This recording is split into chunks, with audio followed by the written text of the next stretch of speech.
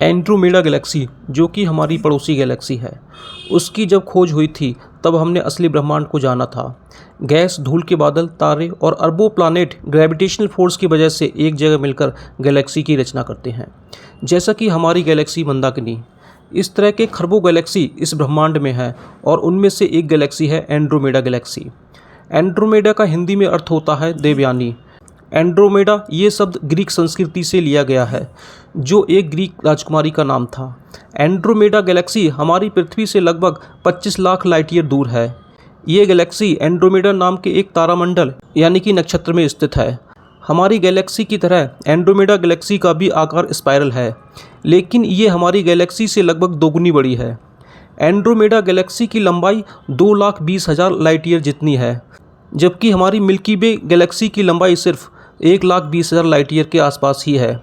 लेकिन इसकी चौड़ाई यानी कि जो बीच से उठा हुआ भाग है, उसकी लंबाई हमारी गैलेक्सी जितनी ही है, यहीं कुछ 1,000 से लेके 2,000 लाइट ईयर के आसपास। इस गैलेक्सी में सच में बहुत ही सीक्रेट छिपे हुए हैं।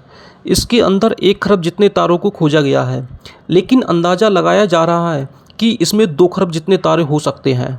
जैसे हमारा सूर्य एक तारा है और उसके आसपास कई प्लैनेट परिक्रमा कर रहे हैं, ठीक उसी तरह इन 2 खरब तारों के आसपास भी कई प्लैनेट परिक्रमा कर रहे होंगे। तो क्या ये संभव नहीं है कि इतने सारे प्लैनेट्स में किसी एक प्लैनेट पर जीवन पॉसिबल हो, या फिर उस प्लैनेट पर पहले से ही कोई जीव रह रहे हों? हर गैलेक्सी के सेंटर में एक सुपरमैसिव ब्लैक होल बना होता है। ठीक उसी तरह एंड्रोमेडा गैलेक्सी के सेंटर में भी एक ब्लैक होल है। इसका मास 14 करोड़ सूर्य के मास जितना है और इसका ग्रेविटेशनल फोर्स गैलेक्सी को एक साथ जोड़ने में मदद करता है। साथ ही सेंटर के आसपास धूल और गैस के बादल, स्टार्स, प्लैनेट जैसी बहुत सी चीज़ें तेज़ी से घूमती नजर आती हैं। एंड्रोमेडा गैलेक्सी के सेंटर में एक अजीब चीज़ बनी हुई है। हबल टेलीस्कोप ने इस सेंटर का ऑब्जर्वेशन किया। इससे मालूम पड़ा कि सेंटर के चारों ओर एक ब्लू कलर की गोल्ड डिस्क बनी हुई है, जो लगभग 1 लाइट ईयर जितनी लंबी है और इसमें 400 तारे हैं। साथ ही इसके बाहर के चारों तरफ और रेड कलर की रोशनी फैली हुई है, जिसमें कई हजारों तारे आए हुए हैं। ब्लू कलर का मतलब होता है न्यू स्टार्स, जबकि रेड कलर का मतलब होता है ओल्ड स्टार। साइंटिस्ट के लिए ये एक अजीब घटना है, क्योंकि ओल्ड स्टार के अंदर न्यू स्टार कैसे जन्म ले सकते हैं। ये घटना कैसे हुई वो भी अभी तक पता नहीं चला है। एंड्रोमेडा गैलेक्सी की हिस्ट्री बहुत ही रोमांचक रही है, क्योंकि पहले इस गैलेक्सी को सिर्फ एक नेबुला ही माना जाता था। इस समय यह माना जाता था कि हमारी मिल्की वे गैलेक्सी ही पूरी ब्रह्मांड है और नेबुला हमारी गैलेक्सी में ही है। लेकिन साल 1864 में वैज्ञानिक विलियम ने कहा कि एंड्रोमेडा गैलेक्सी के लक्षण और विशेषताएं एक नेबुला जैसी बिल्कुल नहीं है। समय के साथ यहाँ बहुत से स्टार की खोज हुई, जिससे ये पता चला कि ये बहुत सारे स्टार का एक झुंड है। फिर साल 1825 में हबल टेलीस्कोप ने वहाँ एक रहस्यमय स्टार की फ़ोटो खींची, जिसे सेफाइड वेरिएबल का नाम दिया गया। इस स्टार ने सब कुछ बदल दिया। इस स्टार की डिस्टेंस जानने के बाद एक अद्भुत बात पता चली कि इसकी डिस्टेंस हमारी गैलेक्सी की लंबाई से कहीं ज़्यादा थी, क्योंकि उस समय साइंटिस्ट को पता था कि हमारी मिल्की वे गैलेक्सी की लंबाई 1 लाख लाइट ईयर जितनी है, जिसे वो पूरा ब्रह्मांड मानते थे। लेकिन ये तारा इस डिस्टेंस के आगे भी था। पर ऐसा कैसे हो सकता है कि कोई तारा ब्रह्मांड के बाहर हो? बाद में सारी रिसर्च करके पता चला कि एंड्रोमेडा कोई स्टार का झुंड नहीं, बल्कि पूरी एक गैलेक्सी है जो लाखों लाइट ईयर्स में फैली हुई है। तब साइंटिस्ट को सबसे बड़ा झटका उस चीज़ का लगा जिसे वो पूरा ब्रह्मांड समझ रहे थे। वो तो असल ब्रह्मांड का एक छोटा सा हिस्सा था। ऐसी तो और अरबों गैलेक्सी ब्रह्मांड में है। फ्यूचर में हमारी गैलेक्सी मिल्की वे और एंड्रोमेडा गैलेक्सी दोनों एक दूसरे से टकराने वाली हैं।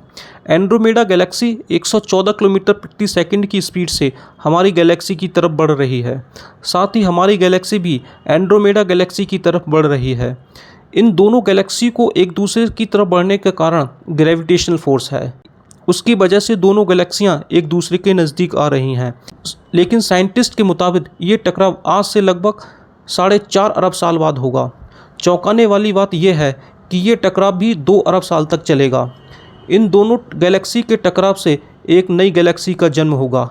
इसके साथ ये अनुमान लगाया गया है कि जब ये टक्कर होगी तब हमारा सूर्य पूरी तरह से रेड कलर का हो चुका होगा। सौरमंडल के सारे प्लैनेट सूर्य के अंदर समा चुके होंगे। यहाँ तक कि हमारी पृथ्वी भी। वैसे ऐसी टकराव की प्रक्रिया होना हमारे ब्रह्मांड में आम बात है, बल्कि खगोलशास्त्रियों के मुताबिक हमारी मिल्की वे गैलेक्सी का जन्म भी दो गैलेक्सी की टक्कर से ही हुआ है। 19वीं सदी में डार्क मैटर की खोज हुई थी, एक ऐसी चीज़ जिसे हम ना देख सकते हैं और ना छू सकते हैं, फिर भी वो ब्रह्मांड में अस्तित्व बनाए हुए है। ना देख पाने के कारण ही साइंटिस्ट इसे डार्क मैटर कहते हैं। डार्क मैटर गैलेक्सी को बंधे रहने के लिए ग्रेविटेशन फोर्स को उत्पन्न करते हैं। ये डार्क मैटर लगभग हर गैलेक्सी में होता है। हमारी गैलेक्सी और एंड्रोमेडा गैलेक्सी दोनों में ये बहुत ही मात्रा में आए हुए हैं। अभी कुछ समय तक ये सच था कि एंड्रोमेडा गैलेक्सी का मास हमारी गैलेक्सी मिल्की वे से ज़्यादा है, लेकिन साल 2019 में एक रिपोर्ट सामने आई जिसमें बताया गया असल में सबसे ज़्यादा मास हमारी गैलेक्सी मिल्की वे का है, ना कि एंड्रोमेडा गैलेक्सी का। इसकी वजह है डार्क मैटर, जो कि मिल्की वे गैलेक्सी में बहुत ज़्यादा है एंड्रोमेडा गैलेक्सी से। एंड्रोमेडा गैलेक्सी की पहली फ़ोटो साल 1887 में इसैक रॉबर्ट द्वारा खींची गई थी। ब्रह्मांड में जैसे स्टार्स का समूह होता है, उसी तरह गैलेक्सी का भी समूह होता है। हमारी गैलेक्सी और एंड्रोमेडा गैलेक्सी जिस समूह में आती हैं उसका नाम लोकल ग्रुप है। इस समूह में और भी 30 गैलेक्सी अपना स्थान बनाए हुए हैं। इसमें सबसे बड़ी गैलेक्सी एंड्रोमेडा है और सबसे मास वाली गैलेक्सी मिल्की वे है। आपको जानकर हैरानी होगी कि एंड्रोमेडा गैलेक्सी के अंदर भी दो और छोटी गैलेक्सी हैं। इन दोनों गैलेक्सी का नाम M32 और M110 है। ऐसी गैलेक्सी को सैटेलाइट गैलेक्सी कहते हैं। एंड्रोमेडा गैलेक्सी के अंदर कुल 14 सैटेलाइट गैलेक्सी हैं।